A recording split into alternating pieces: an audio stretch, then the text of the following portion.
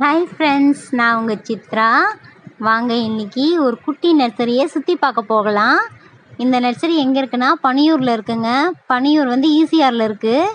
ECR பனியூரில் இருக்க ஒரு குட்டி நர்சரி தாங்க இது.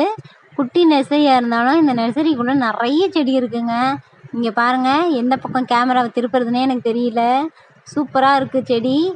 எல்லாமே அழகாக இருக்குது, செம்ம ஹெல்த்தியாக இருக்குது. எந்த செடியிலையும் ஒரு பூச்செல்லாம் கிடையாது. சூப்பராக இருக்குங்க பார்க்கவே. நான் எனக்கு கொஞ்சம் வீட்டுக்கு தேவையான செடி எடுத்துக்கிட்டேன். இவங்கக்கிட்ட மூலிகை செடியும் இருக்குது. ஒரு 4-5 மருத்துவ குணங்கள் உள்ள செடிகளையும் சொன்னாங்க. குழந்தைங்க வச்சுருக்கவங்களாம் வீட்டில் மருத்துவ குணங்கள் உள்ள செடிங்களை வாங்கி வைங்க. ஒரு துளசி, கற்பூரவள்ளி, இன்னும் அதிமதுரம், திப்புளி அதெல்லாம் சொன்னாங்க. ஆனால் அதெல்லாம் எப்படி யூஸ் பண்ணுறதுன்னு எனக்கு தெரியாது. துளசி, கற்பூரவள்ளிலாம் வச்சுட்டிங்கன்னா குழந்தைக்கு இந்த மழை டைமில் கொஞ்சம் தண்ணியில் கொதிக்க வச்சு அந்த தண்ணியை கொடுத்தாலே குழந்தைங்களுக்கு சளி பிடிக்காது.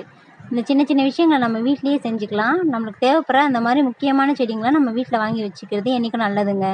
செம்பருத்தி செடி பாருங்கள், நிறைய செம்பருத்தி செடி இருக்குது. நிறைய பூச்செடி இருக்குதுங்க இவங்கக்கிட்ட. பூச்செடியும் இருக்குது, மருத்துவ குணங்கள் உள்ள செடியும் இருக்குது. எல்லாமே நல்லா இருக்குது. நீங்களும் நேரில் வந்து பார்த்து உங்களுக்கு பிடிச்சிருந்தா பிடிச்ச செடியாக வாங்கிட்டு போங்க. உங்கள் வீட்டில் சின்ன சின்ன செடிகளை நம்ம காலையிலையும் சாயந்தரத்துலையும் போய் பார்த்து அதுக்கு தண்ணி ஊற்றும் போது நமக்கு ஏதாச்சும் டிப்ரெஷன் இருந்தால் கூட அதெல்லாம் குறைஞ்சிடுங்க. நம்ம எங்கேயும் வெளியில் போக வேண்டாம். அழகாக நம்ம வீட்டு கார்டன்லேயே நம்ம டைம் ஸ்பெண்ட் பண்ணால் நமக்கு நிம்மதியாக இருக்குங்க மனசுக்கு.